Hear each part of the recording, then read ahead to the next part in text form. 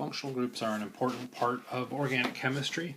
You'll notice that most classes organize the reactions or organize this semester based on the individual functional groups. So we look at each of their chemistries separately. That chemistry is strictly dependent on, or has a large dependence on, the forces and bond strength within each of those individual bonds. So if we look at any two atoms and we put them near each other, we can then look at their differences in electronegativity, add charges if necessary, and evaluate what happens if we go through and change one of those atoms. Do we see a strong or do we see a big difference in those interactions? Okay, so for instance, if we looked at, say, hydrogen bound to a carbon versus an oxygen. So we took any two atoms, put them near each other, and said, okay, what happens? In the case of the carbon-hydrogen, well, we might go through and say that that type of bond is a covalent bond. And the type of bond between the OH is polar covalent. And we'd say, okay, well, how does that then change the interactions that each of these two types of bonds could put out there? Well, if it's a covalent bond, we're probably looking at London dispersion forces, so no charges. So we could go through and say no charge above each of those atoms. If we go through and look at the OH, what ends up happening is that we end up seeing a dipole force that also satisfies our rules of hydrogen bonding. So we could go through and say we've got hydrogen bonding. Okay, well, if we've got hydrogen bonding, that means we have a partial negative on the oxygen and a partial positive on the hydrogen. So now when we compare these two molecules, if you will, to each other, do we say, well, would we expect different interactions? Absolutely. One, there's no charge associated with it, the CH, and in the other, we have a rather large charge building with it. And because we now have this difference, and we're going to try and expand this to larger groups or molecules, what we want to do is come up with a way that we can name these functional groups or name this type of bond classification.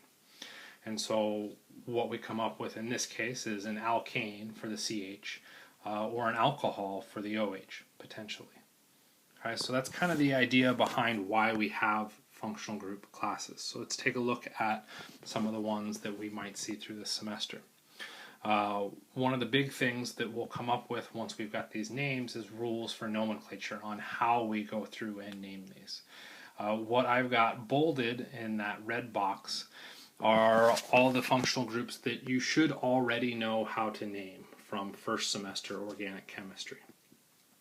So we've got the halides, the alkanes, alkynes, alkenes, and the alcohols. What we'll end up learning in second semester as far as naming goes, we'll go all the way up to the acids, esters, aldehydes. In fact, it may very well be everything else. Yep, everything else. And then some. There's actually another functional group class that actually isn't on this list that takes on its own nomenclature system. So you will need to know how to name things, particularly when it comes to standardized testing. They tend to be very nitpicky on nomenclature. So it takes practice. I'll tell you right now, as an instructor, I'm not the greatest when it comes to nomenclature. I know enough to be able to get through it, and everything that I currently know has only been based on 10 to 15 years of just experience with having to name these things. It is something that I decided as an instructor or as a student, it just wasn't worth my time. As an instructor, it's becoming more and more important for me to actually be able to name these things more appropriately. So with tests that I write, you'll see that the nomenclature plays a smaller role. When it comes to standardized tests, you'll see nomenclature plays a much larger role, and you will need to know how to go through and name these individual structures to be able to do well on those standardized tests. Our first set of functional groups. Typically in first semester we come across the alkanes. We look at their chemistries and we pretty much said they got nothing. Okay, so we've got weak London dispersion forces. They typically have low melting points and boiling points because there is no partial charge building within each of those bonds. If there's no partial charge, there's nothing to neutralize. So we don't really see any reactivity come out of it. When it comes to naming, you'll see this kind of meth, eth, prop, but, pent, hex in reference to the number of carbons. Highly recommended. In fact, I would probably insist that you have that memorized if you haven't memorized it already. Our reactivity for the alkane, unreactive. When it comes to the reaction types, which will show up in a slightly different video, we're looking at free radical substitution. That's pretty much the only thing we've got. Right? There is no partial charge, so the standard reaction mechanisms just aren't available. So we're going to have to do something kind of crazy and out there to get our alkanes to react. When we move over to the alkyl halides, we're now substituting our hydrogen for a halogen. Well, hydrogens and halogens are significantly different, and go figure, we see a substantial difference in the overall chemistry. The halogens being more electronegative than hydrogen, and for that matter carbon, build up that partial negative charge, and our carbon builds that partial positive charge. That charge building generates stronger intermolecular forces, which means we now see an interaction between this molecule and another. If that interaction is appropriate, we can potentially go through different reactions. Right? So the reaction that typically, or the chemistry that typically builds out of this, is that we're really looking at an electrophilic carbon. We don't look at the chlorine as being reactive in this case, not because it's not charged, because it is charged, but our halogens can really only form one bond. Well, that bond is already occupied. So our halogen isn't going to be able to donate that electron density to something else because it's not willing to give up those electrons. So it's something to do with the characteristics of the halogen functional group. So when we look at our alkyl halides, we really only see the electrophilic carbon being part of our reaction. When it comes to reaction types, that's where we see our substitution and our elimination reactions show up. You'll notice I'm not specifying mechanisms on this because that's more dependent on the reaction types, not on the functional group.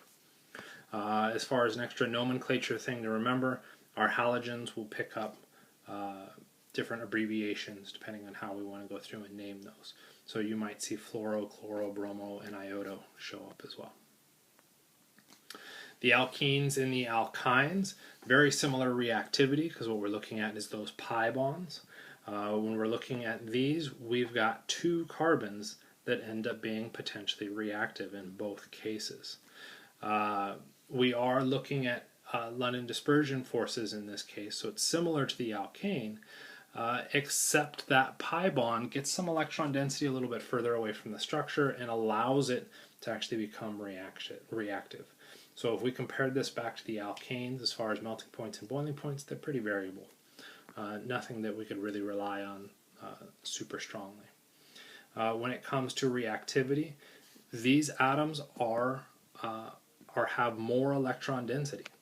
That means in pretty much all cases, those carbons are going to act as something as an electron donor. So we've got nucleophilic carbons or Bronsted-Lowry basic carbons in both the alkenes and the alkynes. The alkyne gets one extra little step up in that the hydrogen actually becomes slightly acidic.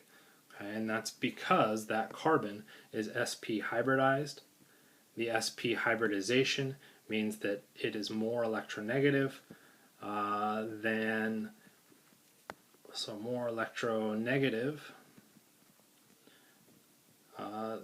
our sp2 or sp3, which ends up meaning that it can draw electron density away from that hydrogen and make it acidic. Okay, so it's that hybridization that makes the hydrogen acidic.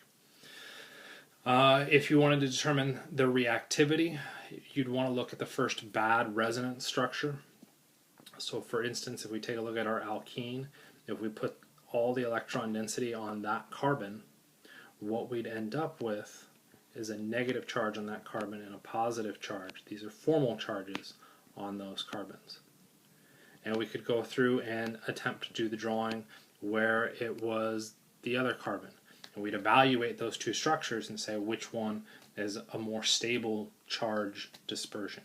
The more stable charge dispersion is going to be the one that reacts the most. Some other terms that will show up, they are referred to as olefins. We also get the idea of terminal versus internal. Terminal means that the pi bond is at the very end of the carbon chain. Internal means it's in the middle.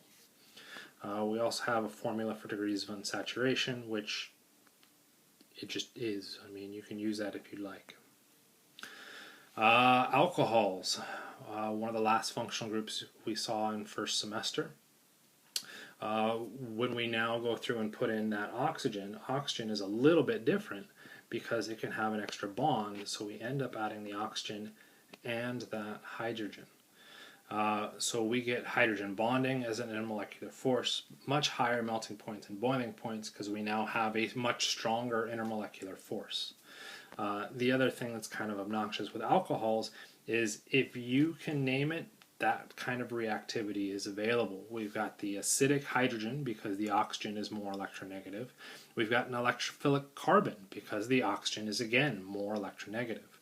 We have a nucleophilic oxygen because the oxygen can exceed up to 3 bonds. If it gets to 3 bonds and we only have 2, we have potential reactivity there. So we do have the potential for a nucleophilic oxygen, and it is Bronsted-Lowry basic. Okay, so we've got all sorts of fun stuff happening with our alcohol functional groups. I didn't list all the reactions because pretty much every reaction class is available to alcohols. There are some kind of exceptions within there, but for the most part they're all there. If we're looking at some nomenclature systems, we'll refer to the alcohols as primary, secondary, or tertiary. That's looking at in reference to this carbon being this carbon right here. So the carbon to which the OH is bound. If it has only 1 carbon attached to it, it's a primary. If there's 2 carbons, it's secondary. So in this case, we have 2 carbons. We're looking at a secondary alcohol. Functional groups to keep in mind, I would highly recommend that you memorize each and every one of these functional groups, what they look like, and taking a step further, you should actually start to think about the reactivity, okay, as we've got classified out for each of the other functional groups. Okay, you will see these through your entire organic career, first and second semester. You'll have discussions about the reactivity of each and every one of these.